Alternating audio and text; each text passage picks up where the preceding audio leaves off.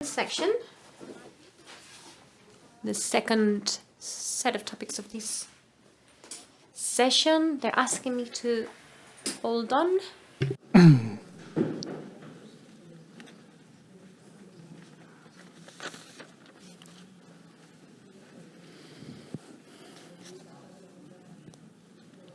Te dice que sí. Llama, des d'ella. Bé, comencem amb el segon bloc d'aquesta... We shall begin with the second section of today. We would appreciate if we could have some silence in the room so that we do not have some background noise in the online transmission. We are now going to talk about digital bureaucracy, risks and good practices in the public sector. We've dived straight into the technological world in the first part of the session, and now here we have 4 people who are benchmarks in the study and the effort towards the contribution of the public sector in the use of technology and the compensation of vulneration of rights by technology. We have Concepción Campos, Àstrid, Desset, Baig and Rodolfo Tesone. First of all, we'll pass the floor to Concepción Campos.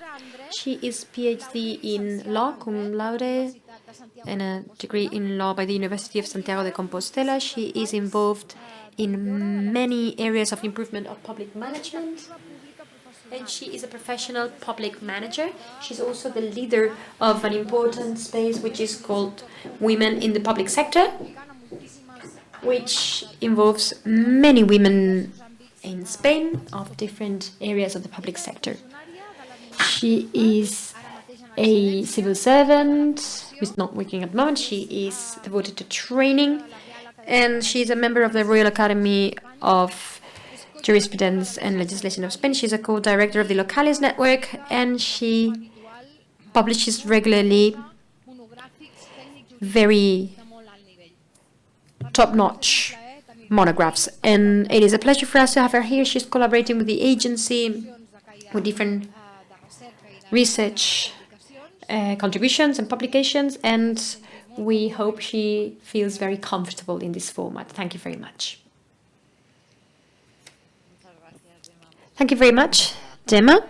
I would like to thank the agency, and I would like to congratulate you on holding this 6th international seminar, and of course the program, the agenda and the speakers. Before we start, I would like to apologize because I will have to leave a bit before the end of the panel due to airport schedules that are not in my power, and I am sorry about that because this is an extraordinary session, and I would also like to congratulate the entire human team of people working at the agency led by Gemma, because they are a benchmark nationally and internationally from the point of view of defending good governance and ethics as one of the key values of the public administration of the 21st century. Because as I said, that on the 21st century should be the century of good administration, and now we should add good digital administration. Precisely, the title of my intervention, my presentation, is The Long Road. If any of you have been working on e-administration for a long time, you know what I mean by that. The risks, which are many, the opportunities, of course, rights of citizens, and good technological governance. So this is a broad topic. I could talk about it all day, so I will try to focus so that I can talk about some of the most interesting aspects. In 2013, in Wisconsin, they arrested Eric Loomis. He was driving a stolen car, and he had participated in a robbery and some violent events. He was counting on going to prison. He did not have any priors, and he was convicted to 5 years of prison and 6 years of probation. And he thought he was not going to go to prison, so that was a big difference. And who is to blame for that? Compass is the digital assistance used by the legal system in the US to determine what should be the ruling with all of the data mining they can obtain with this system and with AI techniques. The system assessed the potential reoffense, the potential of reoffense, etc. But beyond saying whether it was well applied or not, when the defense of Mr. Loomis asked about the parameters taken into account for this ruling, they said they couldn't disclose that because it was a private algorithm. They hire Compass, but within this contract there's no transparency of the algorithm. So a right, such as the right to freedom, we will not judge whether Mr. Loomis was guilty or not. But this is a fundamental right, and all of a sudden it is conditioned by an algorithm created by a company and applied by a judge, one of the powers of the states. So this is the situation we're in, and that was 2013. It's now 2021. And when we talk about the risks, I always like to give some context with this reality, because I think it speaks of what can happen if we are not careful enough in the design of the defense of human rights. Another topic I would like to focus on: 3.6 billion people in the world do not have a right to access the internet because they don't have connectivity. It's not that there is a digital divide or a lack of digital competencies. They do not have connection. Aside from the acknowledgements of Finland and other countries and the steps taken in the past few years, this is what happens. This is data of 2019. And we have virtual assistants on the one hand that decide on rulings, and on the other side we have people without connectivity. So how will we solve this? Of course, the first challenge we face is having adequate digital connectivity infrastructures. Right now, we are immersed in a situation, at least here in Europe, that is very much related to funding, the next generation funds, and the possibility to obtain funding for digital transition, up to 20% of the funds. It's an opportunity. We talk about the long road because since 2007, with the first law of access to electronic services, we've been taking tepid steps until in 2015 a new regulatory scenario was drawn up, and now everything should be digital when I, as a citizen, talk to the public administration. And I encourage all of you in 2021, November, almost 2022, I encourage you to go to 3 town councils or an autonomous community, an autonomous body, a public entity, and see how many of them have this information 100% implemented, how many of them can make arrangements electronically, how many of them have data, quality data, and how many of them are working along those lines, because this is the premise. It's ironic sometimes that when we talk about IoT, deep learning, machine learning, there are still people who do not have connectivity. And I'm not talking about Africa, I'm not talking about the poorest regions of Latin America or Southeast Asia or Africa. No, we're talking about the next village, our next door neighbors. Not too long ago, we saw to be a village in which people had to go to the cemetery to connect to the internet, precisely where the people do not need the internet connection, but this is precisely the only place they could go. But there are places where there are villages that have no connection, for example, in Galicia, where I'm from. And this has impacted people during the pandemic greatly, and this affects people's rights. In July 2021, the Digital Rights Charter was approved, and it acknowledged specifically the right of citizens to good governance and good digital governance and administration. But for that, we need to know where we are and how we are going to solve these problems. We have several difficulties. First is privacy. We have a very protective environment in Europe, the General Regulation for Data Protection and the Organic Law 318 in Spain. But beyond that, you should think about the big technological corporations, who owns our data and what's their jurisdiction. It's not our jurisdiction precisely. About a month and a half ago, we saw how in France, ministers were forbidden to use the Microsoft Cloud precisely because it was subject to US jurisdiction, and they, in case of an eventual requirement, they would need to provide the data of the cloud of these ministers of the government. This is something we should put on the table. We talk a lot about the internet, we always talk about the digital administration, But we're talking about the United States and China. We're never talking about Europe. Unfortunately, Europe, even if we are at this point of digital transformation and we have a European data strategy and Europe is working on the cloud with the European Federation of Data, but truth be told, we are not where we should be in terms of what actually matters.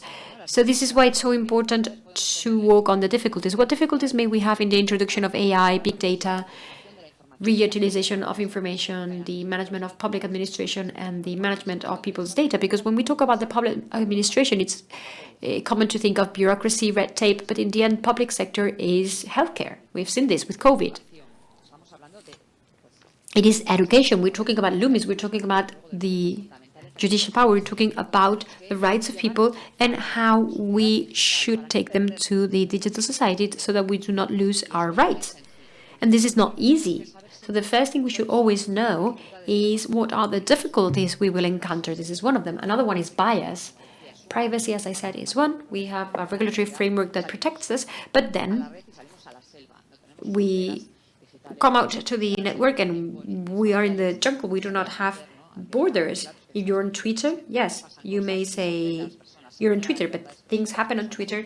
People are offended and their rights are violated, and right now there is nobody in this state who can do anything to protect us and defend us. In November 2020, the New York Times published a piece talking about a certain site, and when I tell you the name, I think you will know what they do, Pornhub. And in that piece, they talked about the fact that they were hosting certain, of course, sexual contact with minors. Of course, this is a serious offense. And what the site said is, I am a hosting. There's nothing I can do. I cannot filter. There's nothing I can do. And the public powers couldn't do anything. We knew that situation existed.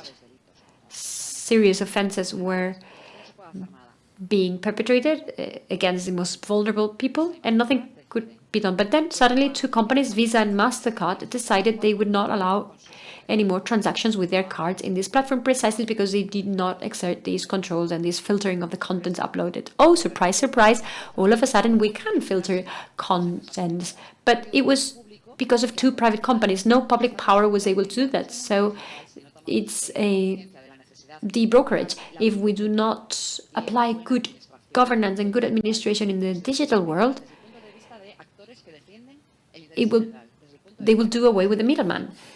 And the middleman is us, those who defend the rights of people. And the risk we're running at the moment as a consequence of such. And bias, of course, in the confirmation of information. There's nothing better than having data for decision-making processes. But how do you obtain that data? The director of the agency said that I am the president of the Female Association of the Industry. There are so many gender biases, and the digital world is adding many more for two reasons. The first one is that the information it uses and with which it learns, of course, has a bias. I'm not going to say sexist bias, but male bias, because the world belonged to men until not so long ago. And then we have the stereotypes, male doctor, female nurse. We've seen it with people from other races, the difficulties they have in identifying people who are not Caucasian with face recognition. And this happens with women, and this will happen. So let's define public policies using data mining. But are we going to do it with data that is biased, with gender bias and race bias? But there's another important aspect. Women, well, today we have a brilliant example of a woman with a career in this area, but that's not the usual. We do not have female programmers, women working in technology, and even less in top positions where these things are decided upon. So this is something that we should bear in mind when defining where public policies are. And also the difficulties of the digital divide. I talked earlier about connectivity, appropriation. I have connectivity, I have a device and I don't know how to use it, or I do not even have a device. I've seen this during COVID. We now have a plan of digital competencies. The horizon in Europe is 2025, 80% of people in Europe with basic digital competencies. Now we are around 57%. Also here, as per the data of the latest planning instruments. So many people are left behind, and this cannot happen. The rights that we had in the traditional in-person version of things are being excluded. And that's the role of the good administration, precisely, because I do not want to go against technology. I've been working on technology for many years, implementing digital transformation in the public administration, and it's a great ally. In 2013, when the first transparency law was published, the basic transparency law in the state, I think in all of my slides, I talked about the electronic administration because I thought it was a great ally for several reasons. The first one is traceability. Traceability has allowed us to fly away from a certain concern. And now I have always proof in any forensic, proof is traceable. Even if you eliminate it, when the forensic expert comes, they will find it. So let's do things right. Traceability, of course. Information, they say information is power. Nowadays, data, information, knowledge is basic. What for? For public powers to make the best decisions, because they will know the impact on the citizens. They require proactive administration that do tailoring. This year, a real decree was approved for electronic administration, and they say that the principles that should guide the administration are proactivity, personalization of public services, technology. Of course, this is not good administration. It is the best administration, the one that adapts, that offers citizens what they need without them asking for it. But for that, we need deployment. We need to guarantee that deployment of electronic administration, generally speaking, in all of the public sector. And I always talk about Maslow's pyramid. We, of course, would all like to have blockchain and great AI programs that give us all of the information, but there are public administrations, local entities here in Catalonia and in the entire state that still manage certain processes on paper, and they do not use metadata. It is essential to reference information and to use all of the richness of the data. They speak of data being the oil, the gold of the 21st century. We have all of this wealth, and we're not using it, and we need to use it. And we've seen, for example, with COVID, how despite having the information, we have not been transparent. These have been times of opacity in terms of emergency hiring, for example. So not everything is done and over with from the point of view of transparency. And I would like to remind you that the right of transparency is included in the Constitution, the Article 41 of the European Charter of Digital Rights, but it is also included in the Declaration of the Rights of Human Rights and Rights of Citizens when they talk about the right to accountability. This is basic. If I do not have data, I will not be able to offer the information. I will not be able to ask for social monitoring in civil society, which is arranged in platforms that allow to have knowledge. Right now, there's someone on Twitter who does data mining with contracts, and who is awarded and who is not. I recommend you to follow him on Twitter or follow what he does. He's doing something very good, which is asking for the data of the trade registry to be open for everyone to see. There's a commitment in the government plan to open this data. If we want to get to the bottom of things and know who is behind each transaction, each decision made, then we need to open the data of the trade registry. We need open data to be able to work, to be able to have information, to monitor, to do social control, because part of good administration and good governance is also empowered with civil society, with citizens who can do that as well. And this is also very important, and the public administrations should promote this from within as well. We'll continue to talk about the transparency of algorithms. This is one of the big challenges that we have. I talked about the Loomis case. Baig here in Catalonia already passed a resolution saying that that information should be free access. La Lazio court has passed several rulings acknowledging the right to access information when decisions have been made based on this information. In this case was a tender to transfer teachers, and teachers ask, why am I being transferred to this destination and not another like my colleague? Well, it's been the algorithm. Okay, what did the algorithm base the decision on? No, well, the algorithm becomes to a private company. So the hiring of technologies is of key importance to be able to preserve the guarantee of the rights of citizens. And I don't want to go too long in this first intervention. I would just like to say that the Digital Rights Charter has a specific section talking about AI, talking about the right of people to have an alternative and to have a different means of relating to the administration, but also the transparency of data and the fact that ethical principles should be applied to all of the processes with AI in the public administration. This is key from that point of view. It also includes the need to identify people responsible, applying principles of good governance, equal access to digital means. And right now, I think we have an extraordinary opportunity. I said it at the beginning of my presentation, and with this I will finish. And this is the next generation funds. This week, Cinco Días published a paper on data mining, a piece on data mining, and how we can use this opportunity to end the digital transformation and fight fraud with the red flag system in the, for example, the Valencian government. I can manage certain data, but the administration can manage millions of data. So it is easier to detect a red flag before the offense takes place, before correction takes place, than I do. So I think the strategic alliance of technology and good governance and good administration is there, and we only need to seize it. We need to use it, and we need to see the dark sides and shed some lights with all of these biases, and to go for transparency and good governance. Thank you very much.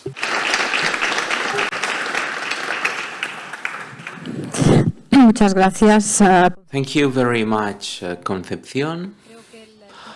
I think that this title of Risks of Citizenship and Good Technological Governance has been very well developed in this presentation of Concha. A very long way ahead, because you are dealing with the necessary challenges for the optimized interconnections, and also with this perspective strengthening the efficiency principle, which is the basis for good government, working for good government, and also for fraud prevention, and the co-management system for citizens. So not repeating the red tape processes. Now we have the second presentation. It's going to be presented by Àstrid Desset. She was a mayor, also postgraduate at the University of Girona. We share a common space as Logic B with the technological expertise. She contributed a lot to dynamize the strategy in relationship with this issue. She's also the director of the public administration in Catalonia, so she's got loads of responsibility for change. She developed always her profession at the level of the ITC. In 2010, she worked for the public health system at the regional government of Girona. She talks about the role of a public administration and e-administration. Thank you so much. Thank you very much, Emma. Thank you very much to all of you. What an honor to be amongst you today. I did learn many things, and I'm right now the director of the Open Administration Consortium. 3 months ago, I was elected as the director of this consortium. So I can put into context my presentation with the previous presentation. How can we help municipalities for making digital possible? How can we promote to open data What is the role that we play? It is kind of a very complex role. The motto that we'll have, it is to create a digital country. Why? We want to make possible that citizens to live in quality digital services and therefore offering the possibility for them to live in an open society. Do you have the clicker, or if you want to be here you have the clicker. Okay, as we previously said, there is quite a complex ecosystem. Many organisms and organizations working for a digital transformation at the level of the public administration. The closest administrations to citizens and corporations are, at the end of the day, municipalities, city councils, and as well as the county departments, together with the Catalan government, through all the different departments and general offices. But the province government also play a very important role, as well as the Catalan Agency for Security, that will help all the administrations to be safe from cyber attacks and to avoid intrusion. The Center for Technology and Telcos, as well as the AOC, our consortium. What do we do? Well, the consortium was created 20 years ago. We were offering common services for e-administration to all the local entities, and we don't have as a final destination the citizen, but we are aiming towards all public administration. At the end of the day, we are deploying the implementation of digital tools for the public sector.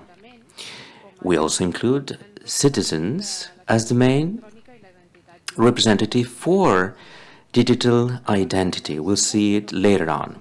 We are offering services to more than 2,150 entities, 193 local institutions, 123 services of the Catalan government, 14 universities and different statutory bodies, and also different organizations and public bodies. Why the AOC is offering such amount of services to all the ecosystem? As Concepción mentioned before, there are very tiny municipalities that do not have loads of resources. We, together, the administration, with total independence of the resources and funds, we should offer these services to citizens. What do exactly promotes the AOC? Let's go deeper. Let's see what do we do. Just a second. Well, one of the main activities of our consortium, the AOC, it is to be the link for interoperability amongst Catalonia. We want to promote interoperability amongst administrations in order to ask for less paper to citizens. Data can travel in both senses between administration, citizens. We need a better and appropriate structure of red tape and documents and bureaucracy. So we need to show in a transparent manner and in a crystal clear manner if someone is reaching a website that belongs to a municipality. Well, we need to introduce the ID card, and we are complying with the payments, tax payments. So on average, we witness that the citizens can save 10 documents per year that do not need to be officially presented. And we also realized that approximately there are 3.7 interactions per year and citizen with the AOC. What else? Well, also all the contracts that we have in public procurement, 85% of public procurement is made through electronic systems, through the services that the AOC is offering. Also, the inter-administration services, we do have an intranet amongst the Catalan administration services, and we are rethinking to improve this system. When we talk about the services that we are offering at the AOC, we also have the challenge to reduce this digital gap. How can we do it? Well, we are offering to digital entities common tools that will allow them to interact with the citizens. We should help citizens, but we want to make these tools more friendly, more simple and comprehensible. And also, we want to offer to citizens this digital signature. This is one of the main activities, digital identity. We have the citizen folder that we call MyGo, the ID, electronic ID, video identification. It is something that we used during the pandemics, and it will be more frequent from now on. It allowed to any citizen to have an average ID identification through a facial recognition algorithm based on AI. We could have this kind of facial recognition. We also have e-notifications and warnings. So we do have the representative as well as the FAC. The corporations, they can send the different taxes and bills, and it's not an invoices. It's not an easy thing. So at the end of the day, this will make that this digital divide to be closer and smaller than before. How can we help to strengthen this democratical bind from the AOC perspective? We can always offer common services, and this has to do with the previous panel. I was here, and you talk a lot about the open source system. This is what we do. We are using several solutions made by the previous partners, because the public resources should be in the hands of the public institutions, not on the hands of the private institutions. So at the AOC level, we are working with the project Let's Decide Catalonia that was developed by the City Council of Barcelona, and it is a project that was developed here in Barcelona, and we are offering the possibility to all the city councils to be there and to use that system. We also have an open source portal. It's available for all municipalities, the institutions, and they can have different repositories of information. We can extract some data from the Catalan government, and we can upload them in this data set. So this is already available for all municipalities, and citizens, they can consume that. And also we have the ethical letterbox. It's kind of a tool that will offer some solutions, ethical solutions, that will be given to all the open government structures and local governments, and it's also based in open source system. And also we have the transparency law and the electronic office that allow the 99% of municipalities to respect and to comply with the system and to be much more transparent. I think that that's all from my side. Thank you very much for your kind attention. Thank you.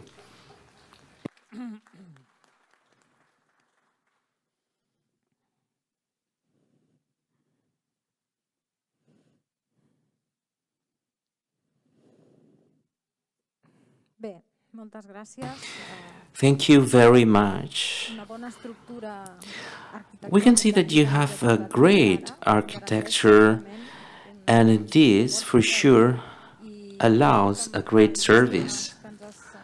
With all the models that you introduced, we can clearly see not only the challenges but also the ability that you have to respect the challenges, to comply with the challenges through optimization, through self-responsibility, and the work that is developed by each and every one of the public administration. It's not an easy task, because at the end of the day, when we are giving some funds, at the end of the day, we are making possible that we will be able to reduce this amount of bureaucracy. So we have a lot to do to better manage these bureaucracy processes when we are talking about public procurement. So it is very important, we all together, to be aware that this is a priority, So services such as the AOC will help the whole administration to work towards this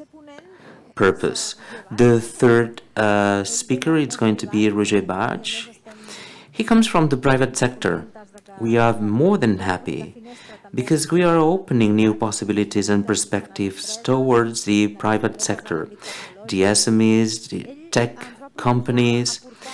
He wanted to talk about talent and citizen innovation of SMEs. What are the opportunities and challenges for the public administration? Before reading his resume, when we talked about that and thinking about the topic, today's topic, it was very important to put this together with the public procurement European system. The European model since 2014 worked for this public procurement model to better define the public procurement system of all member states. Thus, it was a kind of a legal imperative that the big contracts should go towards the small and average and medium contracts, where competition would make possible to SMEs participate. This was developed through the national legislations, but I do have the feeling that since we have a whole vision of public procurement, we need a lot to improve. The big public procurement and the contracts that has been divided in different groups and with a different strategy for public procurement, that it's an ex-ante strategy. So how to put together these SMEs, new contracts. So we have a lot to do, mainly to promote the tech sector. So we want to open this new perspective because we believe that technology could be a great tool to promote this reorganization of public procurement. Why? Because the directive, the European directive, said that it was the only way to fight against fraud. Because if we have more public procurement, it's going to be more difficult to detect fraud. If it's only in a few hands. And also, the regulation of next generation funds is aiming at the same purpose. So they won't identify until the last step of the contractors with all the justification of funds that will be managed in the future projects at the European level. Who is Roger Baig? He is a project chief at Aragon Labs AG. He is responsible to create a votation system based on a blockchain. It is so-called Vocdoni. It was developed here, but it has been spread in other countries. And also, what are the requisites with the customers, consumers, and how to set specific methodology and working plans. He's got several responsibilities, such as GIFE.net Foundation. He was the chief for research at this foundation. He's got a diploma in industrial engineering, electronics, and automation, and IT, PhD at computing architecture at the UPC, amongst many other things. So you have the floor. No, ja m'ho ja, sí. M'avisa si em passo. Sí, endavant. Molt bé. Doncs, com ja ha dit la Gemma... Okay, so as Gemma very well said, I am an outsider. So, first of all, I would like to thank you for the opportunity and the bravery of facing people who are not in the public administration. But as I will say, we've had several times and from several points of view relations with the public administration. And since this is a panel format, before I start my talk, I would like to comment a bit about previous presentations. Isidre Serra, Mayor of Sant Climent de Llobregat, and also Concepción Campos, said that there's no fiber optics everywhere. There's no fiber optics everywhere, but there are places where there are multiple deployments of fiber optics, such as the streets in front of this venue, where we will find at least 4 or 5 deployments of fiber optics. And at least in a weather emergency situation such as now, we cannot afford, beyond our political colors, we cannot afford the wasting of resources. What failed here is an inefficiency, and what failed here is control by the citizens and therefore public administrations, I believe. In the opening session, the politicians all agreed in saying that good governance necessarily goes through the involvement of citizens and companies. The public discourse speaks of this, but the facts that I will give you now show the opposite. Not much citizenship, companies, some of them very specific ones, and this links with what David Cuartellas said. He said, okay, open source is the engine of digital transformation, but we are seeing that open source, well, I think he was maybe a bit too critical if we do not know the track record of this person and his extreme involvement with open source in free software. It may seem that his presentation went against these movements. I think when talking to a non-expert audience, he should have been more positive, but what he said, the digital transformation is the engine, the driver, open source. But unfortunately, we are seeing that the contributions of citizens too often reach the public administration via large corporations. And this goes along the lines of what you said about the next generation funds. And now, hiring data are not too encouraging. I don't know if we were talking about 70% in the hands of companies, this form of capitalism so ingrained here. And Dr. Evans, you talked about open source, but you forgot about infrastructure. The infrastructure that is the basis, the foundation for open source. There are initiatives as well to try and decentralize. You've talked a bit about this, but also telecommunications infrastructures, which is what I will be talking about, and also voting infrastructure. Voting is key in the game of democracy, at least the way we understand it in Western societies of the 21st century. Concepción Campos talked about compass, but what happens when we start integrating e-voting? Who will we give all of this? Who will we put this in the hands of? And I will talk about who I am, what am I doing here, and what I can contribute. And then we will see whether there is innovation and talent in citizens. Heuristic is data, the experience that we have, and what challenges do we face? Challenges are always accompanied by opportunities, but implementing them always comes at a cost. And answers to what we were proposing in this seminar today as to whether technology and good governance is a utopia or a dystopia. And this panel, digital bureaucracy, Gemma already said that I am an industrial engineer, and the professional track record, well, in the 90s, the panacea of industrial engineers was working for a consultancy company, such as lawyers in a very cool firm, even to work for free. I preferred to work on my own, to be a freelancer. I did not like working for consultancy firms, and then I tried at university. When I was a student, I already got into contact with open source, and the philosophy behind it captivated me. Building and adding up, not having to rediscover the wheel every time. And then I had the opportunity to work for 7 or 8 years at a foundation, which is one of the cases I will talk about, Gifinet Foundation.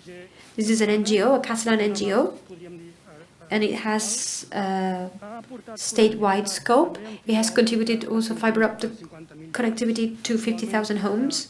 Right now, they are deploying in Navarra, the Basque Country, Castilla, etc. And later, I will talk about Aragon Labs. Okay, I'll be quick. Innovation in engineering firms. Well, at the university, we've already heard from representatives of the university, so I'll leave it for them. At Givinet, I already said it before, Givinet creates a network from the citizenship. Telco networks, Givinet teaches citizens and public administration how to deploy fiber optics, not having to wait for mutual funds to decide whether it is deployed, because otherwise what we've seen happens, 4 or 5 deployments on the street, and probably close to here there is no fiber optic. And the question here is there innovation? Well, at least the European Commission has acknowledged this with one of the big awards, the Broadband Award, in 2015. But not precisely because of the use of technology, but for social innovation in the economic models about communal infrastructure. Remember again, free software. If someone programs something, I can benefit from it and I can start building on top of it, and a third person will find 2 contributions. And in the case of infrastructure, exactly the same thing happens. And Aragon Labs, as I said, we are doing e-voting. What is the cornerstone? What is our cornerstone? The implementation of a public ballot box with anonymous voting. And we have the Compass model, which decides how to rule in court, but the algorithm is neither public nor do we know how it works. And in the voting processes, I think free software and data should be absolutely public. And talent, fortunately, we've seen, or I have seen, that many people decide not to place their talent in the hands of power. They decide to do things for love of others. And Web3, maybe you don't know it, and this is what we know as blockchain. Blockchain is a part of Web3, and this is basically decentralized technologies. And some think it would be new revolution, such as the internet in the 90s, and still today, after 30 years. So from now on, we will not talk about blockchain. Blockchain is a specific case, and this is all of the decentralization of the infrastructure. And linking with what I said earlier, too often we see that citizen innovation only reaches the public filter by large corporations. So the same thing is happening with all of this. And there is an additional component which is serious, which is the bull market or this speculative craze. And you probably all heard about Bitcoin and the fact that it's worth a lot of money, and 7 or 8 years ago it was worth nothing. And this adds noise, but despite that, this comes from a very profound criticism to power structures in Western societies. And this continues. The great talents of these technologies, yes, there is money, and money attracts a lot of talent, but those who really set the trend, I'm thinking, for example, of the people at the Ethereum Foundation, they are activists and they believe in all of this. Heuristics, things that we have, or I have observed too often, there is an inversely proportional relationship between the size of the administration and the impact capacity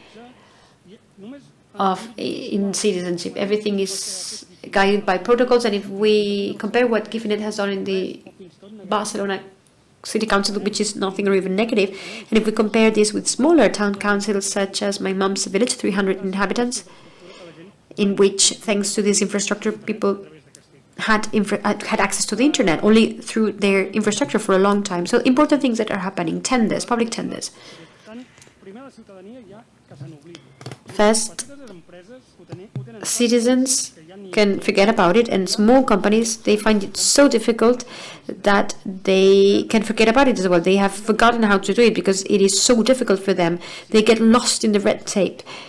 And the irony of this is that way too often they are the ones who end up doing the work. And now we are fighting against outsourcing, and let's do something about that. But the ones who end up doing the work are small companies.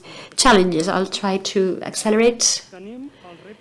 We have the challenge of making a better use of all of these talents there is, or that I have seen, and you may say, who are you? Well, the talent is there, and I think you can see it for yourselves. In citizens and SMEs, and specifically the opportunities that decentralized technologies are contributing. You talked about accountability. I did not want to use the word because it's an English word, but it describes it perfectly. And let's not forget, because too often we forget, or I think we forget, the foundational spirit of the public administration, which is serving citizens, not just saying they do it, but actually doing it. And if there are legal hurdles that don't allow the administration to do good for citizens, then we should suppress, eliminate these hurdles, not stop doing things. In citizens, we are used to being activists, and for example, in telephone posts that used to have copper, we requested to use those for fiber optic without putting up new posts or paying a lot of money to this public company that became private, and now they say those posts, those telephone posts are theirs. That's just an example.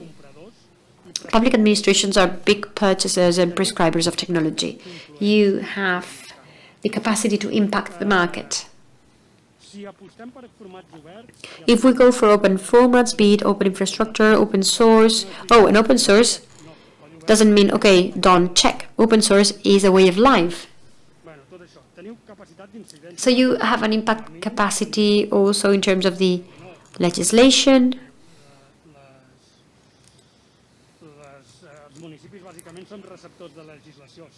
You may say, yes, municipalities only receive legislation. No, but you have impact as well, and you are a benchmark for other stakeholders of society. Decentralized technologies allow for the de-brokerage, not in the sense that Concepción said earlier in terms of loss of control, but the other way around. There are many things that in the past had to be done by companies, and now you can do them yourselves. It's back to you, and this is the meaning of de-brokerage that I use, and also transparency and participation. There are many success stories and even more failure stories, and we can learn from successes and failures, and this is available. This knowledge, when we talk about data mining, is there. Costs, change of habits. Well, I brought it in very short form here, but also leaving our comfort zone both for politicians and technicians. And answers, and I'm almost done. Utopia or dystopia? It is a religious matter, but I am sure that we can turn this into a reality soon. It is neither utopia nor dystopia. We can turn it into a reality, and we have the internet, which is wonderful, and despite the speculative attacks, it's still open, and governance mechanisms are still open, the governance mechanisms that feed the internet. And regarding the panel, risks and good practices in the public sector, in terms of risks, using this revolution to continue to exclude and lock the Baig capitalism that I said before, and good practices. You said it yourselves, smaller procurement, and also requirements that make sense. If we are startups, we cannot give you 5 years of experience organizing I don't know what. We cannot do that. And that will be all. Thank you very much, and I apologize. Thank you. Sí, tú també, sí.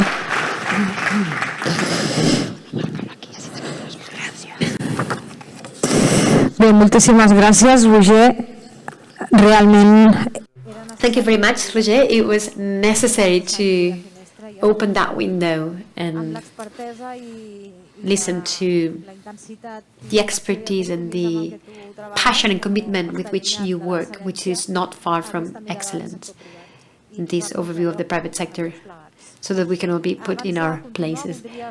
Before I continue, I would like to apologize on behalf of Àstrid Desset because she needs to go for the closing ceremony of another conference, and would like to appreciate her being here. Thank you very much for being here with us. And we agreed with her that she would leave at this time. So you can leave. Thank you all very much.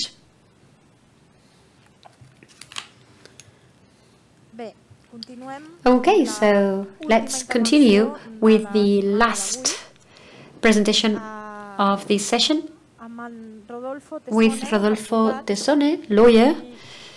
He comes in representation, we could say, of a huge and pioneering task has developed at the Association of Lawyers of Barcelona, and with the commitment of the former and the current board, but especially with the expertise of specialized lawyers who are grouped together at the Digital Committee of the Association of Lawyers, presided by Rodolfo Tesone. ICAP approved a Charter of Digital Rights, and it is working based on defending these rights of citizens in European and international arenas in a very active manner. This committee started many years ago, and it has been working ever since the emergence of technology with all of the legal connotations that it entails. And for us, it was essential to have them here today, not only because of this contribution, but because in the past 5 years we held this event at their offices, but last year they started with their transparency conference. So in order to avoid duplicities, we decided to use this wonderful venue. But we can say we have been working hand in hand in this task. Mr. Tesone is a lawyer, an expert in digital law and information and communication technologies, more than 20 years professional experience. He was a member of the board of the Association of Lawyers, responsible for digital transformation and responsible for compliance and company law. He is one of the 15 members of the expert group created by the Spanish government for the drafting of the Digital Rights Charter of Spain, promoted by the Economy Ministry and the Secretary of State for Digitalization. And as an expert lawyer, he is in charge of the strategic planning of the business, supervision, and applications derived from technical aspects. And he works in the field of information society, e-commerce, cloud computing, big data, startups, and blockchain. He's a member of the expert committee, the General Council of Spanish Attorneys, and the Spanish chapter of Cloud Security Alliance. So thank you very much for being here. Rodolfo, you have the floor. Gemma. Thank you very much, Gemma.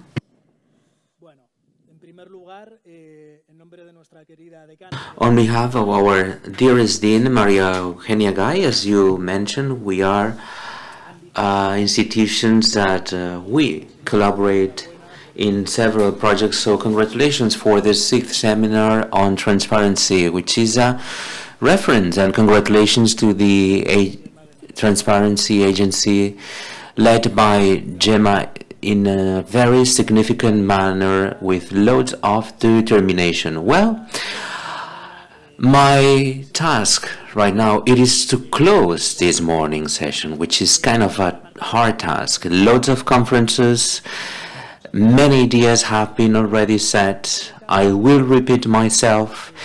However, I'd like to be with you to make a possible exercise.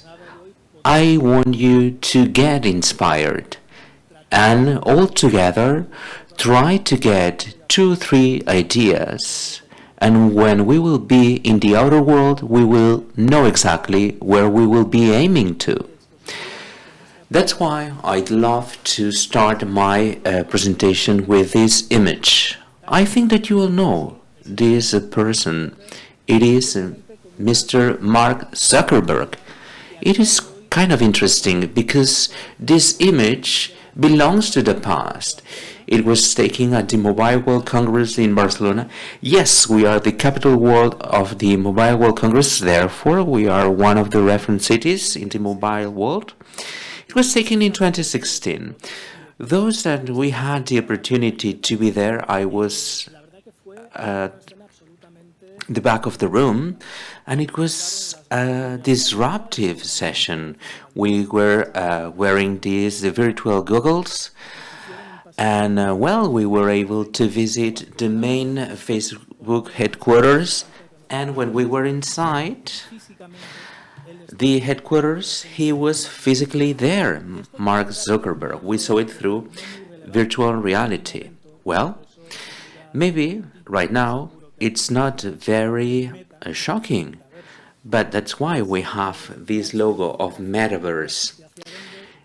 This is where we are going to in 5-10 years. I'm sure I'm not going to offer you many samples, but I do believe that you all have a relationship with any of the corporations that belong to the gentleman. We all have WhatsApp, we all take pictures through Instagram, we listen music through Spotify. So we are all together merging our real and digital lives. And there is a single border. The single border between those corporations and ourselves is the screen. Where we look the screen, we cannot satisfy our real life. And when we are in our real life, we do not offer any attention to the life that we can find in the screen. Therefore, the idea it is to talk about disruption, but also merging. So this is the first kilometer, the first mile, when we talk about the disruption and the merging between real life and a digital life. It is very important to be aware and to have a perspective and to know where we all are going to, what are the biggest changes that we experience in our history. The biggest changes have been produced through the conquests such as the Roman Empire. Now we are conquering the cyberspace, and also different migration movements we are experiencing right now. The most important migration movement from the real world towards the digital world. 6.5 billion individuals will live in this digital environment. And finally, we've got the different revolutions. This is the first time in human history that these three elements coincide in just 30 years of time. If we add on something else, the idea that this social, political, manufacturing and economical movement has been boosted by the fourth industrial revolutions such as the robotics and AI and the smart objects, big data, virtual reality, 3D printing, neurotechnology, nanotechnology, with all the information. If we will be able to project and to forecast the new situation in this new digital environment, could you see the strategies and the situation that we will experience? If you have a look on the positive side of this virtual world, we should be aware that we should better assess the threats as well as the risks, as well as the challenges. If we assess everything from the perspective of the economical power, the three main corporations in the stock exchange are dot-com corporations. We talk about Alphabet, Microsoft, Facebook, many others. All of those corporations, they have a huge potential. They reach 2.5 billion euros. Therefore, we talk about the second economy in the planet, overcoming the GDP of the UK, France, or India. If we translate this at the level of the employees, in the real world we will never be in this context. So if we add the majority of the population, it would be the population of the city of Girona. However, the power that each individual has, it is that is able to produce $10 million from a productivity perspective. So can you imagine when we put it everything in the real economy, in the analogical world, the GDP per capita, it's 163,000 euros in Monaco, and a Facebook employee would be around $22 million. If we add all these macroeconomic points and we add the demographic strategy, so these corporations, they are able to control 6.5 billion people.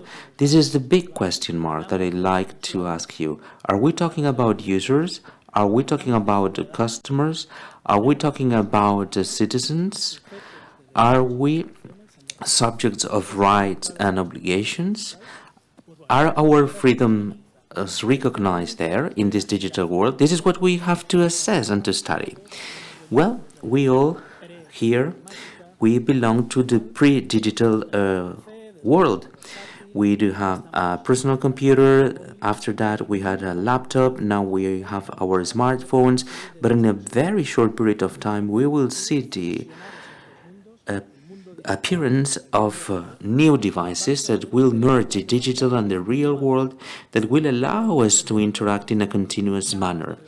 We do have these VR goggles that are not anymore science fiction. They are not anymore prototypes. They can be sold in big scale. We will be in different Second Life virtual contexts, such as it is happening now, another metaverses where we'll be able to work and to interact through our avatars.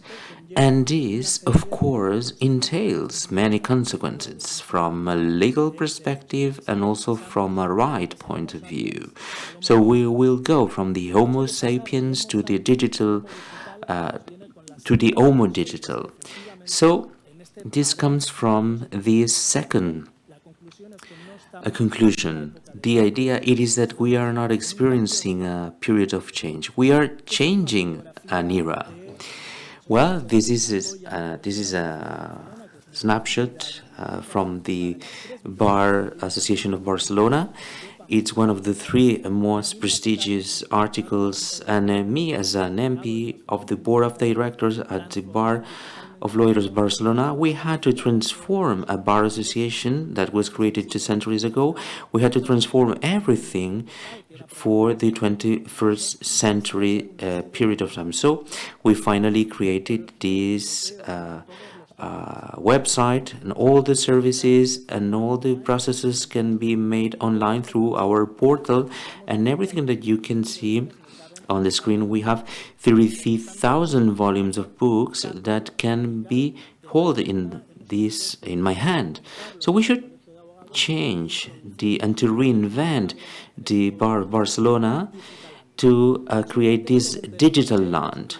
It is a context where we believe that we interact, such as digital agents or digital beings. We do believe that we have our own personality. We believe that we have our own rights. We create our digital identity, but in reality, we are just goods. We are just commodities. We are just products. We are what is making possible to those corporations to have huge profits through our training, through our profiles, and a much more critical information that we are offering today. So they are the feudal lords, digital lords. Well, we have here in the screen this gentleman, Rousseau, and he talked about the social contract. The French Revolution, together with Montesquieu, they talked about the power separation. Right now, the legal structure that we know today, it's useless to solve the problems that we'll face in the future. It's not possible to solve legal problems with the state. legislation. So we must do the same that we'll need to do with the climate change, with the energy crisis, with many other issues. We need to have a multilateral system. From this country, we won't be able to face the challenges that are coming through this digital universe. We won't be able to solve digital conflicts with a legal structure or a legal system that stems from 2 centuries ago. I don't know if you had the chance to visit a court recently, I hope no, but we are very, very far, not from digitalization, but I'd say from when we talk about the e-report in the in legal terms, we talk about putting everything into a computer. We are not experiencing a digital transformation in the legal structures and at the level of the court. So we need to rethink, we need to recodify the legal structure as we knew in the past. I must confess that 20 years ago, I thought that the pre-existing law should be enough to solve the problems. If we had the Roman law and the legal sources of legislation, we could solve the problems in the future.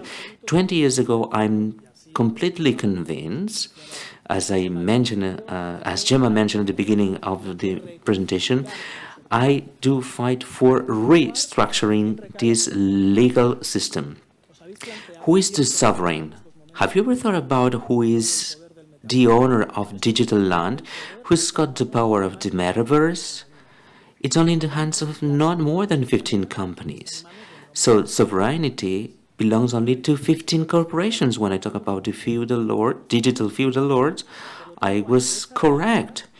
So facing this reality, those corporations are the ones that have the legislative power. They are the ones that structure the rules and the norms.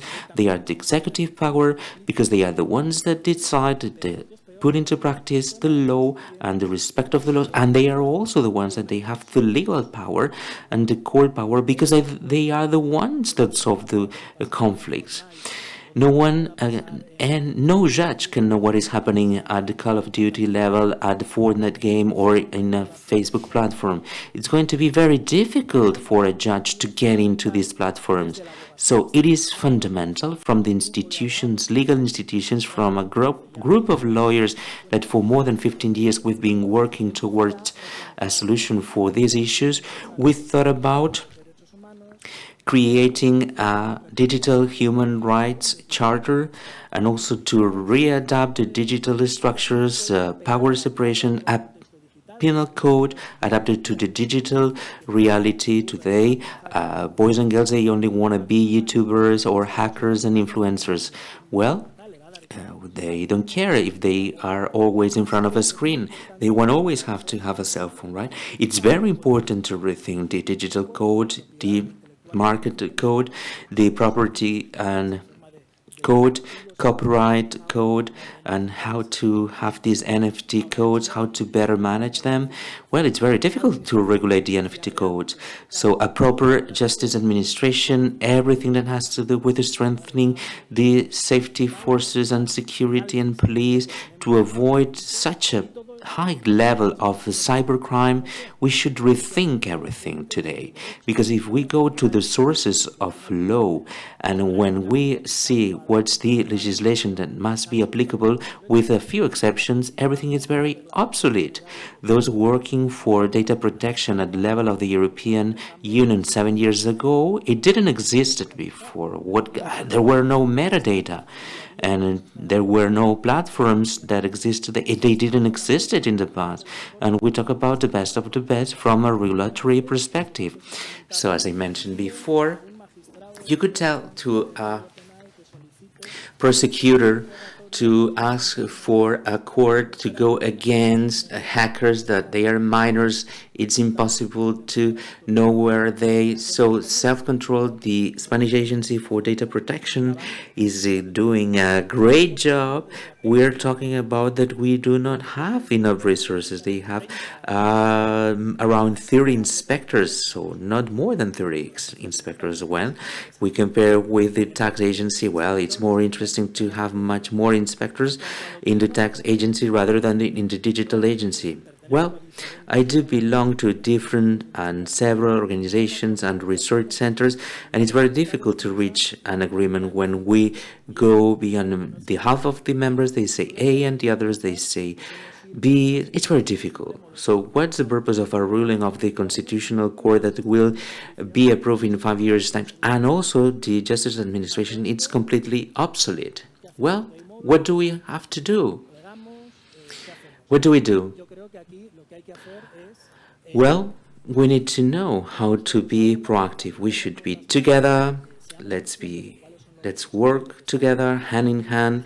Let's be aware that we are suffering a new situation and we are at risk, and let's create this digital transformation for the legal structure.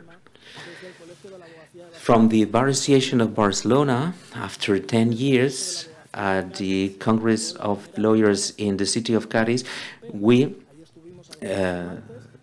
signed this declaration of digital rights in Europe. We convinced the political powers for them to take seriously this issue, and we finally got it. From the Bar Association of Barcelona, we created a multidisciplinary and integrative project with more than 500 civil society entities.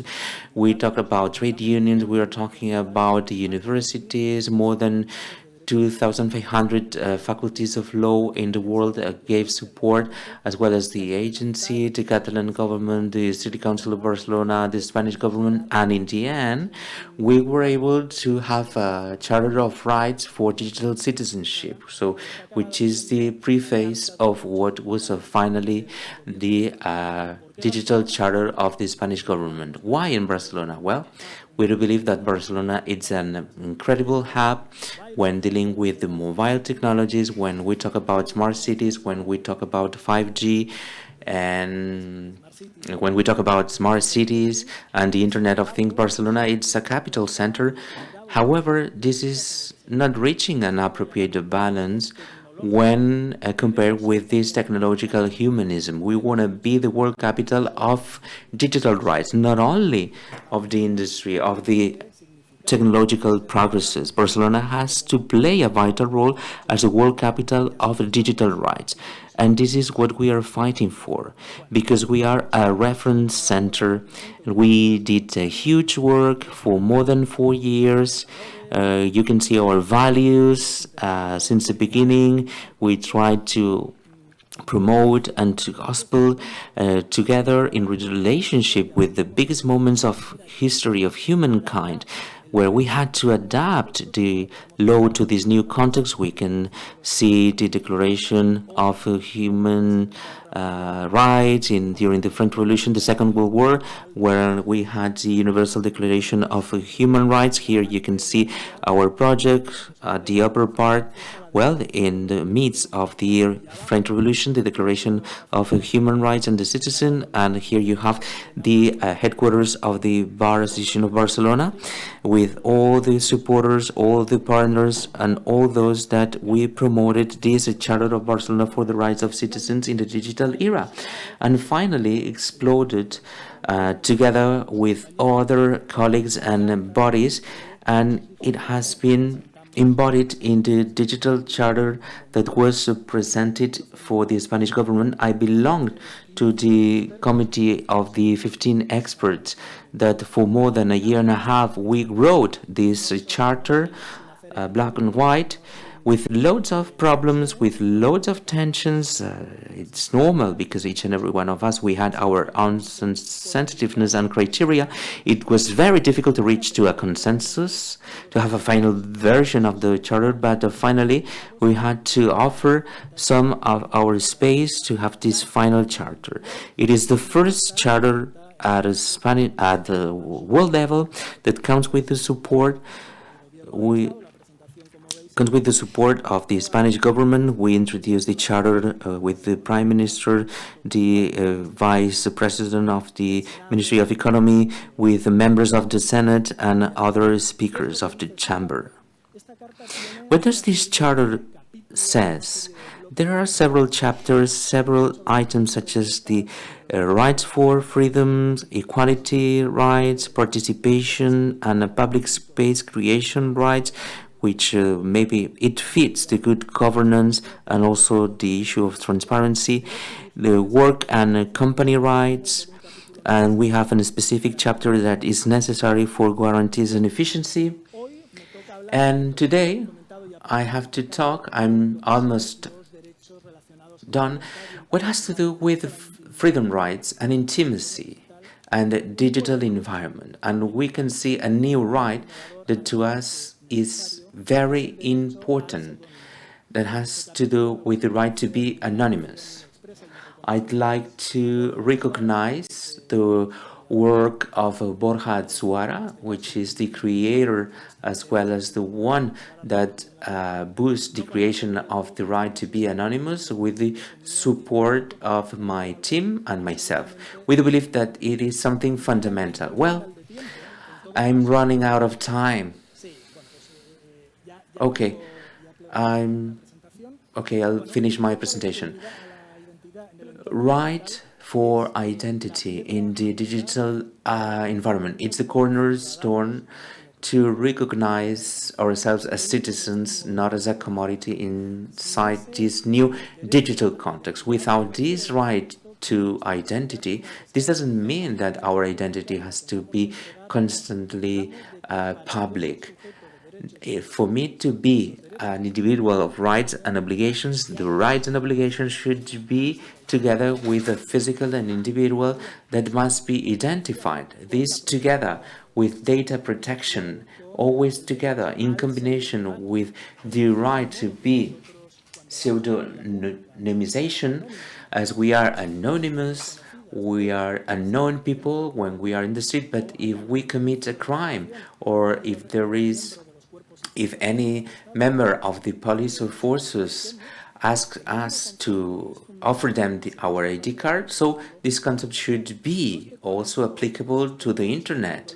We are not getting rid of the internal freedom or the right to be anonymous, right? So we must be responsible. We are all co-responsible. We, citizens, digital operators, industries, corporations, this is the only way. Being aware that we are the responsibles and complying with the law, and also denouncing what is not correct and what has been considered as a crime. Well, I also wanted to show you many other things. I offered you a review about all the different laws and regulations that deal with identity, and I was kind of surprised, personally surprised. There is no word about identity in the legislation. It's not a concept recognized in the Declaration of Human Rights, Universal Declaration of Human Rights, neither at the level of the Charter of Fundamental Rights of the European level. At the level of the 18th article of the Spanish Constitution, we can see something related with identity. The Penal Code doesn't recognize the concept of identity. That's why usurpation of identity, it is a crime. So if your digital personality is stolen, it's very difficult. You should stop now. Okay. And in conclusion, we can see loads of rules, regulations, legislations, acts. Here we have the European legislation that really deals with identity. And from then on, we develop other concepts that are fundamental, anchored in the concept of the individual. And finally, what I'd like to make it is to offer a fundamental message. Well, and it is just an idea. This is our motto that we kept since the tale of the hummingbird. There was a fire, all the animals were desperate, only the hummingbird was able to fly. He was able to take water and water the fire. A cat was intrigued and he asked to the hummingbird, "Are you able to extinguish the fire?" "I'm not sure that I'll be able to end the fire, but at least I do my best." So I do invite you all from your responsibility level and all the organizations and institutions represented in the panel, we are at risk. We must be aware that it's something that we needed yesterday. So I do invite you to get involved in the project. Thank you very much. Bueno, muchas gracias. Tenemos todavía media hora. Ahora Thank you very much. We still have a half hour for the debate that we have not been able to conduct during the morning. Earlier, Concepción Campos had to leave because she had a conference, because she has a conference in another city and she has to leave. Thank you very much. Okay, so Rodolfo placed the law on the table and you have available all of the materials that all the speakers have presented. They will be on the transparency portal, and if you need them directly, you can ask for them. And now we have an opportunity for those of you, who are online via YouTube or Zoom, to ask your questions via chat. We have 2 questions already, but I would like to encourage people in the room. There is a traveling microphone. If you have a question, please request this roving microphone and we'll give you the floor. The first question was for Ms. Campos, but I think we can answer it. Rodolfo, well, I think we can take it on. Due to my activities in the healthcare system, I can contribute that many citizens, especially elderly people, have true difficulties for the digital access to most of the things they need to manage, which are of vital importance to them. With regards to this, I think it is essential to stress already in the Citizens' Charter in Barcelona, we already said that with the same intensity as we had to promote digital transformation in rights and in this digital environment, at the same time, we had to guarantee that any citizen could do it in the analogical or in-person manner. We have all gone through the experience of COVID, and more or less, directly or indirectly, we have all experienced the anxiety, frustration of trying to communicate with the public administration, and it has been honestly very difficult. It has been very difficult because those who had made a huge effort to digitally adapt, they had done so via electronic arrangements, and when I have to contact an administration, it is essential that I can talk to a person. Where are all of the call centers with civil servants who, when a citizen is in need, can answer to that need and can redirect that citizen? Not the typical call centers where you have to press 1, 2, 3, 4, depending on what you want to do. So this is a call so that the digital transformation goes alongside with the component of humanity, humanism, and people. If we are going to remove the people who need to care for us in a personalized manner out of the equation, this will not be compatible. This transformation will not be compatible, and we will not be able to navigate it. Any questions in the room? Karina? Karina Gibert. Thank you very much. Is it on? Yes. Thank you very much. Thank you for your very interesting contributions in this panel. I would like to add an additional call to the one he made. One thing that we are forgetting in the digital transformation process, and I say this as an IT engineer, is the design of interfaces. So when you design a software, as complex as it may be, the part that will communicate with the human being is a series of screens and menus, which are an additional layer to the software. And if this is not well designed for it to be usable for a person with a digital divide, what's inside doesn't matter. It doesn't matter if they conduct the procedures adequately. So if the interface is not friendly for a person without digital competencies, we are not doing it right. So what you said is very important, but it's also very important to go back to the fundamental role of the part of the technology that deals with designing the human-computer interaction. This is a branch of AI. This is a specific specialization which is lost in these debates and should be almost at the center because it is the key for digital transformation. I think it should end up being a requirement. It should be a requirement, yes, but for example, in this topic, which I think is key, this was the purpose of the inception for this seminar, is interdisciplinarity in this level, at this level of creation. The capacity to maybe regulate the fact that in any process of creation of this level of programming, it should be compulsory for it to be for doctors, for example, to participate, or in the field of healthcare, or legal experts, or doctors in education. So we shouldn't have this high level of technological specialization, but a content disconnect. Yes, but we also talk a lot about co-creation at the moment, and not only the doctor. We should have the doctor and the patient and the caregiver of the patient involved in the process, and the admin clerk who is in charge of the formalities. Everyone in this process should be called into the design process, and this means that we need resources. And when you develop a software, you should reserve a part of the budget precisely for this, which is very expensive, because if you need to start involving users of all profiles, it is a very expensive process. But it has to be done, because otherwise the goal of the software is lost. Yes, some more people have asked for the floor. There are two additional challenges, and the debate is open, because we are getting close to the bone.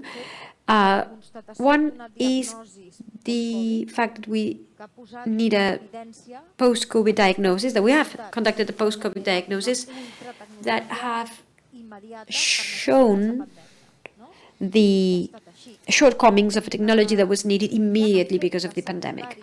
There are side effects that are not strictly technological, that are related to the most subjective aspect of the civil servant, and in the end, all of the responsibility is transferred onto the technological factor, and they unconsciously disconnect. And we can see it on a day-to-day basis in a train station, for example, with the problem of apps, when there are problems when issuing tickets and a person may be left on the ground, or, for example, when you have a problem with your phone line, or your energy supply, the difficulty to connect an operator and a person. We also see it in hospitals, where reports are uploaded directly onto an application, which is impossible to access for a person who is caring for a patient with a severe condition and who are of a certain age. So we can identify several cases, and I say post-COVID because I think there's an emergency, and it's obvious that what we are saying here, because of these cases, is necessary. Someone has had requested the floor, Marcel Grosser, Roger.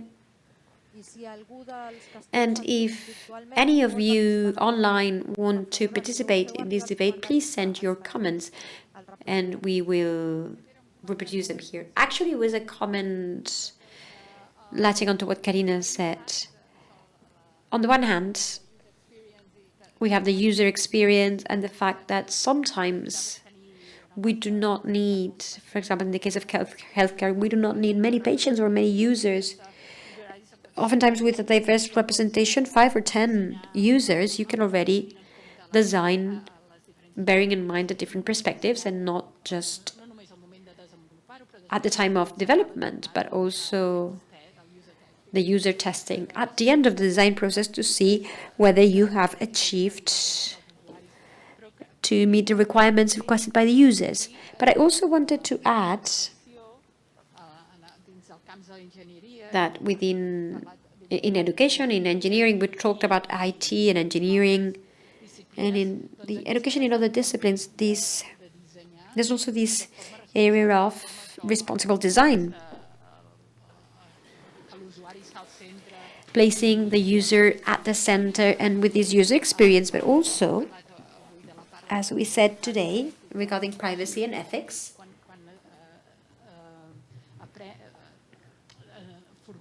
when we train AIs to create algorithms, when we design technological or digital platforms that will transform what we're doing in the public administration and on our day-to-day, not only in the public administration, well, we should start teaching with this ethical component of protection of privacy and the component of responsibility and understanding the use of data.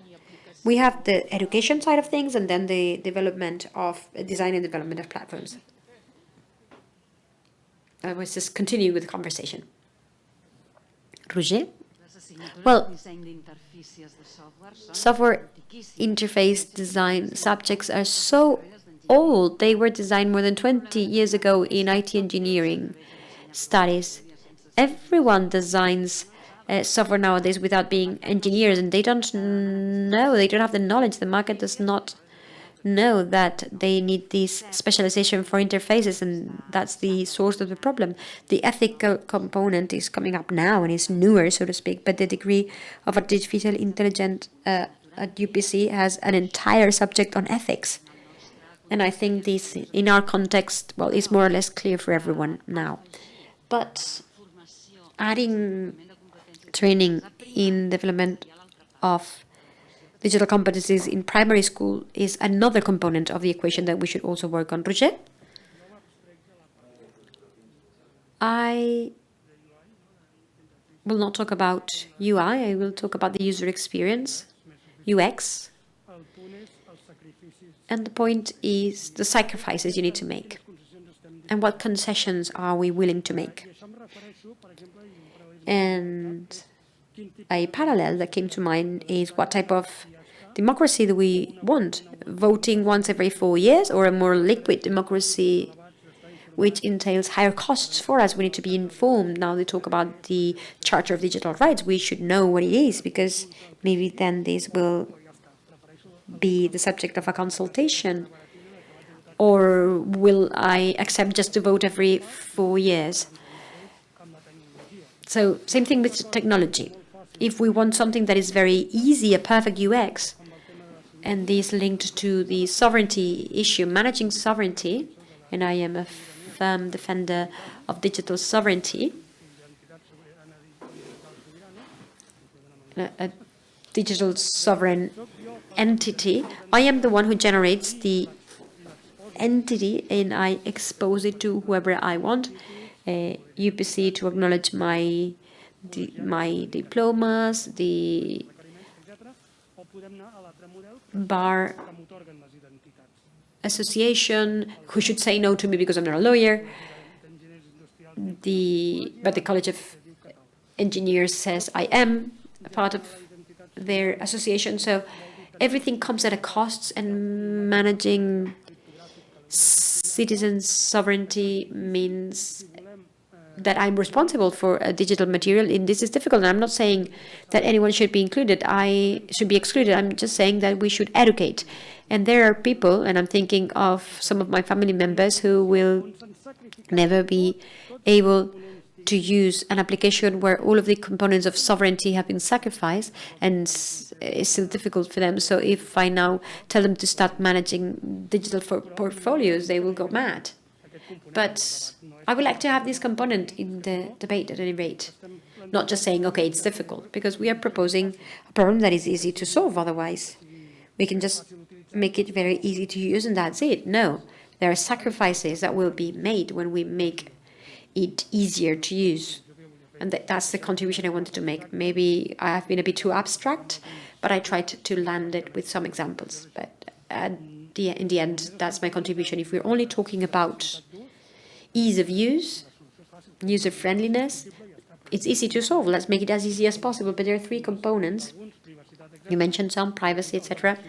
And I mentioned sovereignty of the individual. I think based on what you're saying and from the point of view of the public administration, and since Concha's not here, well, the fact that the sector of microfinalist policies, the ones who are managing these policies, should have the capacity to do intermediate audits on the technology impact on their own public service vis-a-vis citizenship.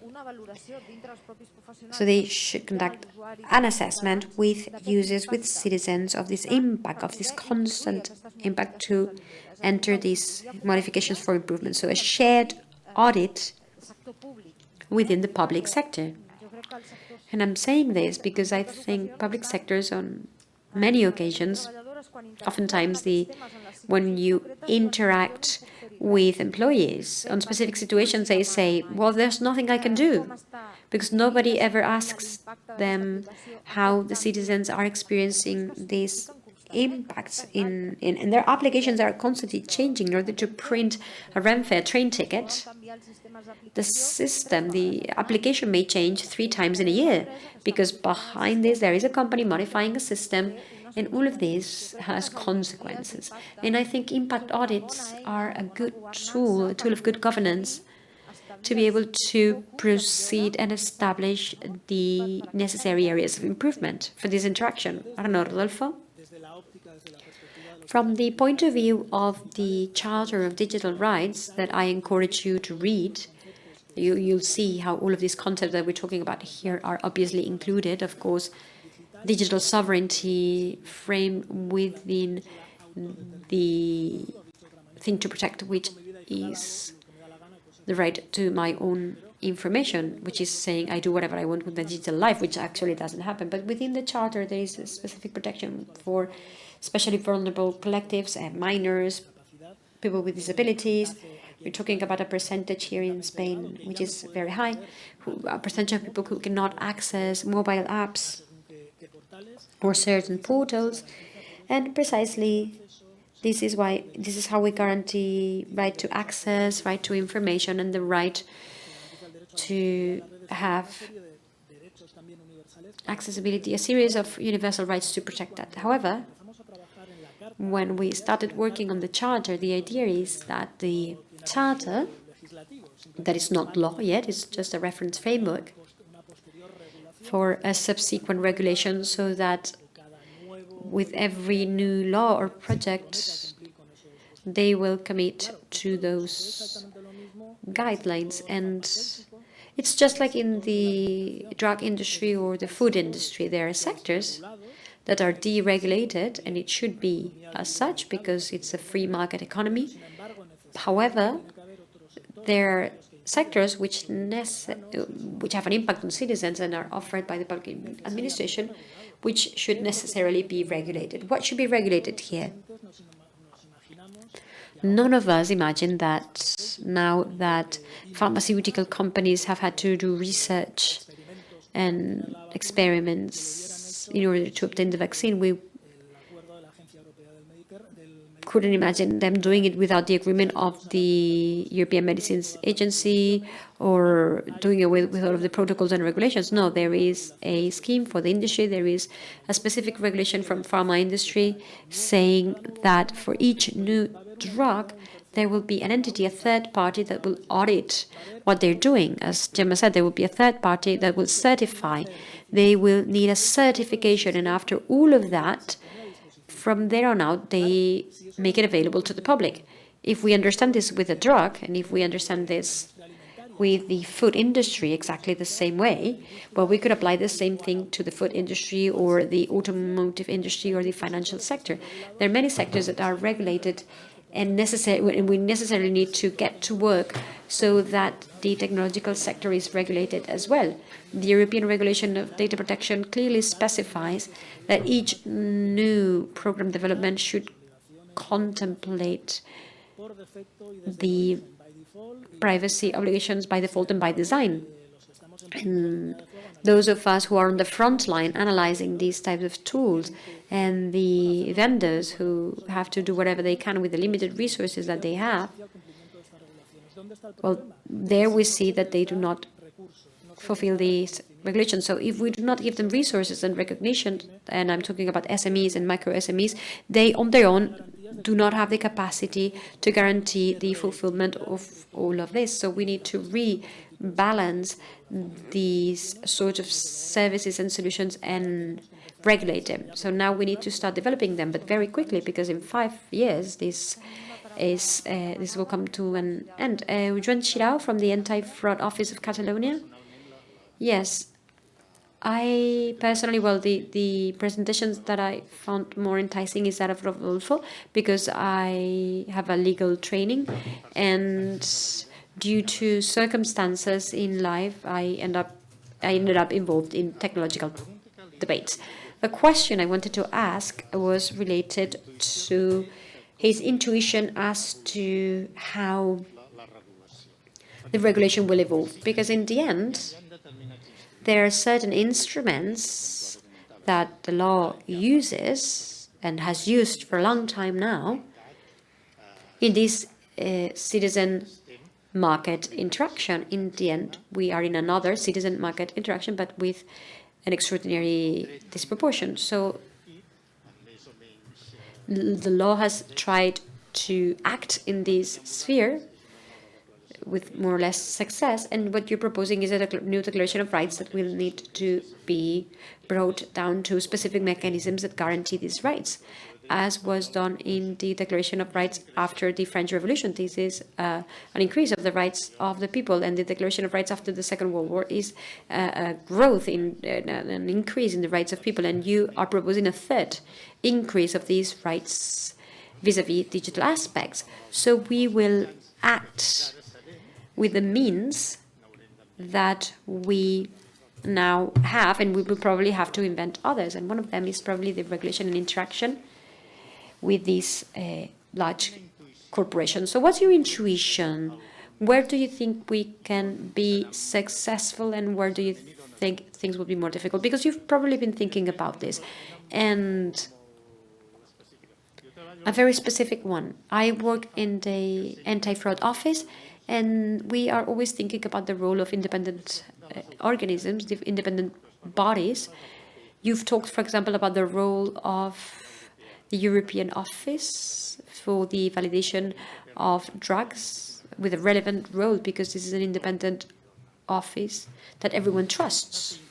So what is the role that you think macro-independent offices will have at a worldwide level? What's your intuition? We are constantly making projections, forecasts as to in what way this will have an impact or an efficacy first in the legal texts, which is our ecosystem, and then after that in society. And I am sorry I'm not too optimistic because of a first symptom of a disease, which is the speed. You as a colleague know perfectly well that between the moment we regulate and things end up taking root. For example, earlier I talked about the European data protection regulation. It took many years, and it regulates also information self-determination. So the first challenge is to start doing things now.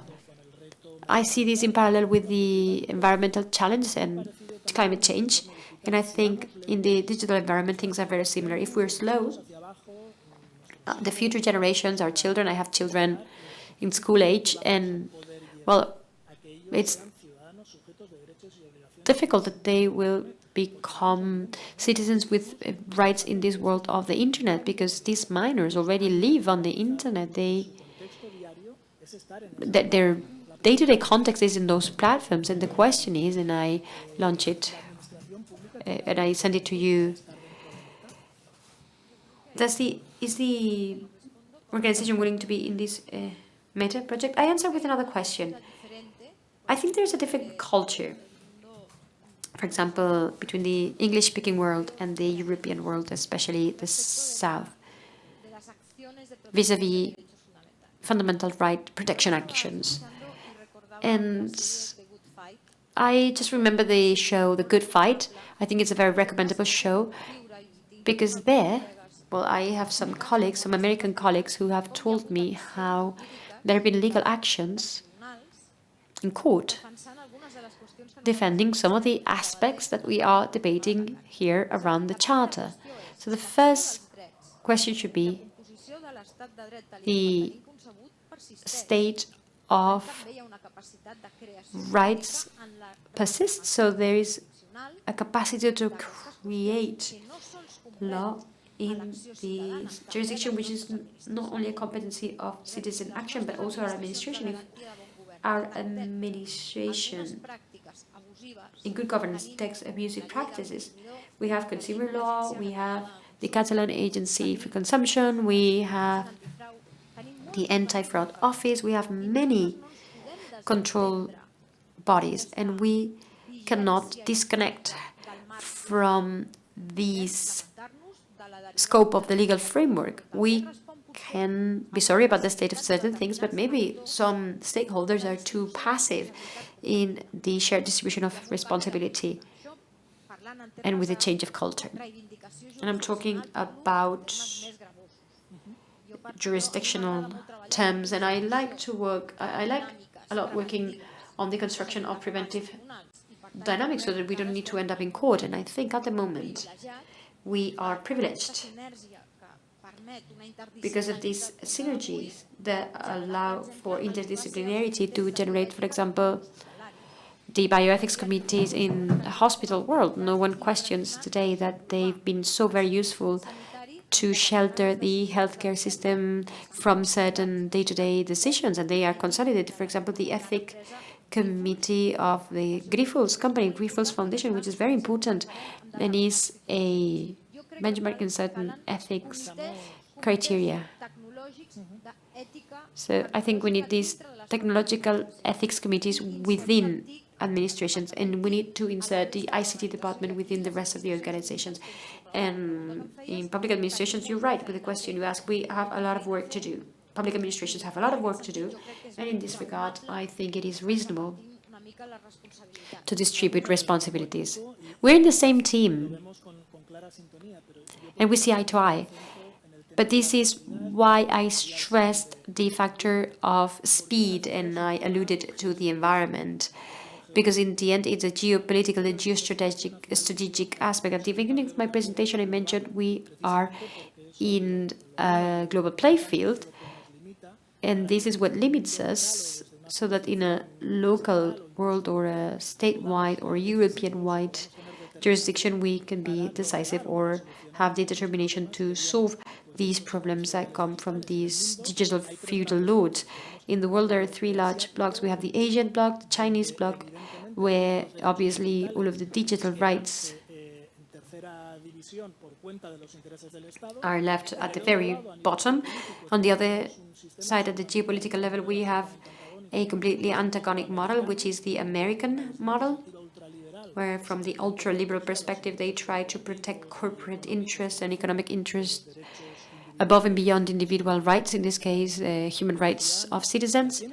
And here in Europe, and we must say this with pride, and we must say it loud, we are so very lucky to be in the only global context where, with all determination, they have decided that there cannot be a single digital market, there cannot be a development of the society, the information society, without guaranteeing these fundamental rights. And we are in a scenario of unfair competition, because in the meantime, in this third state, in the meantime, in the digital world, the other companies and countries become stronger.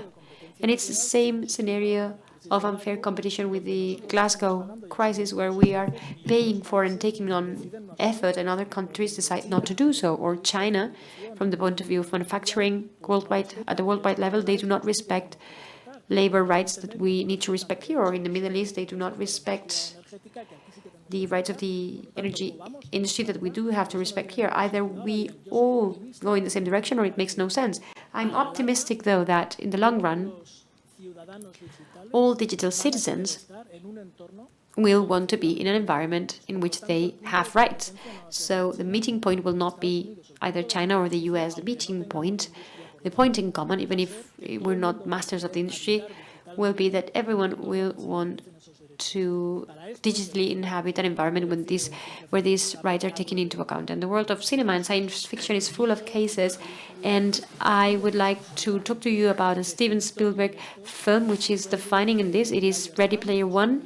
It is a film where they precisely project all of this status of the metaverse and where citizens are dormant. They basically have no physical activity, and 90% of their activities are developed in this new metaverse. This is what I told you about Mark Zuckerberg. So this is where we need to build the new democratic institutions, and people will vote there, people will make decisions there. There will be political parties, there will be regulation. We will need to regulate institutions such as private property. There will be private property. It will be NFTs or digital assets, whatever it is, but a guy who will be cooking an avatar for 2 months so that he can have an avatar and having a certain amount of gamified points, you cannot go and take it away from them. There will be a digital currency. We do not know if it will be digital coin, Bitcoin or what it will be, but the world will also be transferred into this digital arena. And this is where I raise my hand and I say the public power should be there as well, and we need to start working now. I think that we are here for that, but beyond the future, while we wait for the future to come, what can we do? This is what I wanted to share with you. Well, when we talk about the development of these legal instruments, if we have to wait for quite a while, and the things go very slowly, with the legal instruments that we have right now, we can do many things, much more than we do right now. It is brutal, the way it's structured. I think that there is an historical basis and reason. But let me tell you that from public administration, we tend to make things possible from what has been already approved and already exists. Mainly when we talk about digital service providers, they are still the feudal lords, the digital feudal lords that you talk about. We can also see them, and, well, they are very few, less than 10, and we all know what are the names. So I'd like to take advantage of this comparison between climate and digital rights. Well, we don't have to wait for the Glasgow decisions to be on the move. It is us, individuals, that must fight for the climate. And meanwhile, what? At least we need to respect and to comply with the demands. We need to comply with them. When we talk about the general privacy legislation, it is already a reality. However, if we have a look on the different levels, such as the districts and counties, we can see that you comply with all that. But it's just on the surface. This is not something real that we can see in reality. So sometimes due to a lack of sensitiveness and facing reality the way it should be, you are not able to do it. So these kind of seminars are needed to face the future situation. It's like the North Star at the horizon, and we should have more tangible goals. I do guess that there are three main ideas that are clear to me. First of all, we need to be proactive. We need to work from our different bodies, not only from the public institutions and administration, but also the legal operators. They are the warrants of the law and rights. They are also the stakeholders. So we need to have an awareness of this existing risk that we have today. We will lose some rights, that's true, due to non-balanced digitalization. And also how to work in a multidisciplinary way. We can see that from the European Union there are some graphic guidelines that have been shared today here, but if you read the papers, you will see loads of resources to improve ethical technologies. So now we are at the doors of the law, and we should be realistic, and also the awareness of the public administration. You all following us from all over Spain and also others from the US, we should be aware about the risk and also the consequences that we will pay due to the fact of being passive. How we have to be reactive, rigorously, optimizing data, protecting citizens' rights, which is the main axis of any kind of action coming from the public sector. These three main axes are clear, and we need to change our working culture. Get out from the comfort zone. Let's explore the reactions in real terms. We were able to be very proactive when dealing with this health crisis. We can be reactive. We could reach important consensus. Before giving the floor to Karina, let me tell you that you are invited to lunch. The next panel will start at 4. Sorry, at 3. At 3, 3:30. 3:30. So the next session will be at 3:30. Those that will be having lunch, we could visit the venue, which is a very beautiful venue. And I'd like to give the floor to Karina, and we'll close the session. Thank you so much. What an interesting variable. Loads of information. Well, I was visiting the IT order, and all these things are very complicated to manage and to digest. We talk about software. It's an intangible thing. It circulates in an instant way. No one knows where the software is. It's not a chair. It's not a drug, right? So it's very difficult to regulate everything. We should need mechanisms that go beyond the regulation mechanisms and systems that we know today. We also have a very big geopolitical problem. That's true. China and the US, they produce loads of software. We all have this software in our devices. We could download that. We have a huge legislation problem. We know that there are companies that put the servers in international waters for not to respect any kind of country legislation. Let me interrupt you, because this is a very long discussion and we could talk about it. But you know, once you can show that there is an intention to invade your privacy, there are reactions from the legal law perspective, the private law. So it is us, we, legal professionals, to create protection instruments. But this issue always comes later. We talk about the guardianship, we talk about the vulnerability of people, we talk about protection. How can we prevent the use of these dangerous points? Something else that I should put on the table and crystal clear, talk about the pharma industry. The legislation in the pharma industry is very strict. When we talk about this, well, we are aware, but no one is offering drugs right now, no, for free.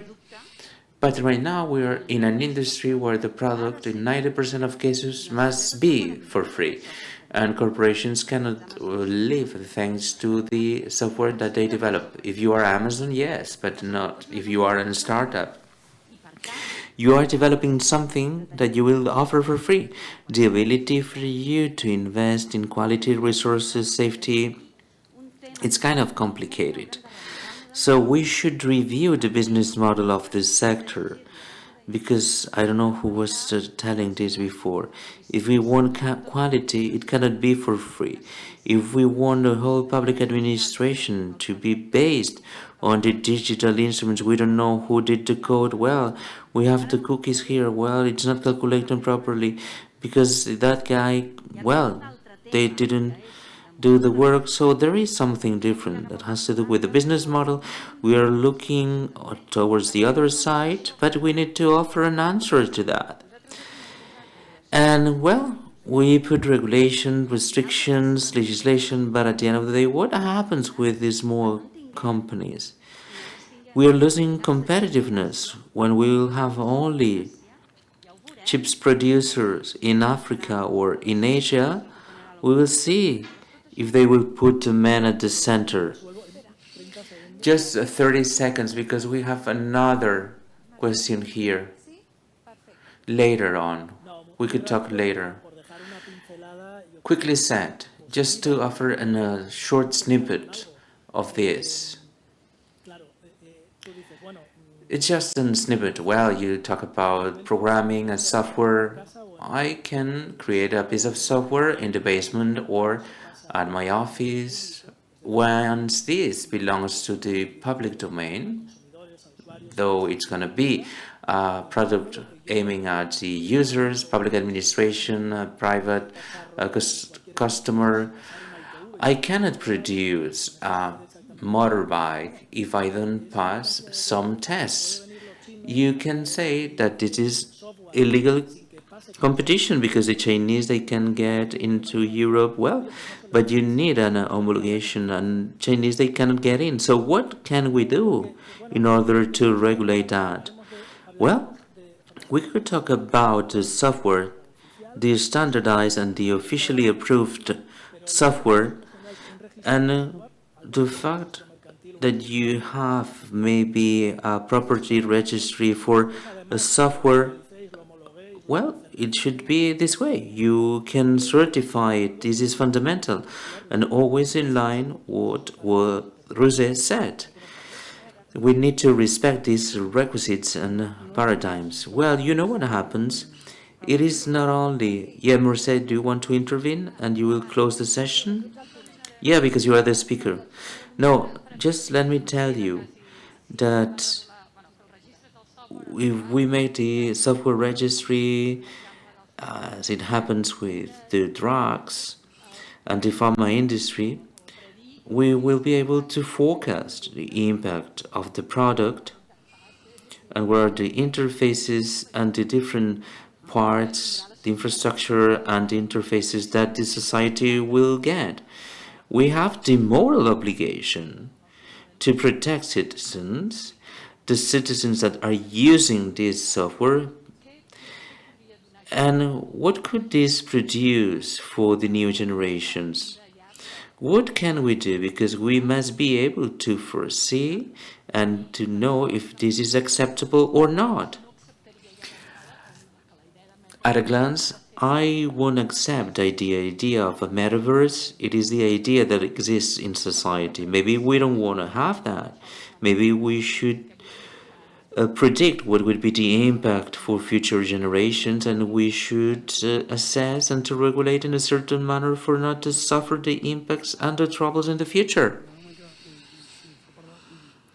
Well, you talked about software, but this is not only the issue. Merced, she talked about infrastructure. Who knows Cloudflare here? Cloudflare, have you ever heard about it? Apple? Who knows Apple? Google, right? So Cloudflare controls the internet. Cloudflare, it is a company that protects the internet. 90% of the internet traffic goes through Cloudflare, and the whole society is not aware about it. And this is a huge problem. For sure, there are many other problems. But when we take into account the legal tools, we should include the public expenditure. When dealing with equality, maybe we could get rid of the different clauses in the compliance prerequisites due to the economic problems. So if there are bad practices, there are corporations that they know that when they see it, the smallest one, as they have the financial power, if there is a public tender, they know that they will win. So I don't know if this is enough. So we should have another scheme to protect the small ones. So please, let's launch public tenders, not only assessing quality, technical requirements, and many others. This is what law says. The material requirements should be assessed afterwards, and the price should not be the criteria as it was in the past. It's very difficult to put into practice all the legislation and to respect that. We do have all the prerequisites and the contract planning, the public procurement when dealing with technology. Well, this is kind of a passionate discussion. This afternoon we'll have 4 more panelists. They come from France, they come from the Balearic Islands, they come from the other side of the pond, and also they deal with the risks of technology. I think that it's going to be a very fruitful panel after lunch. Please, let's have lunch and enjoy your meal, and enjoy the discussion, and enjoy this amazing Art Nouveau building that we are all invited to visit. We do not only have machines, we also have culture, spirit, and soul. The human part is very important too. See you in a while. Thank you.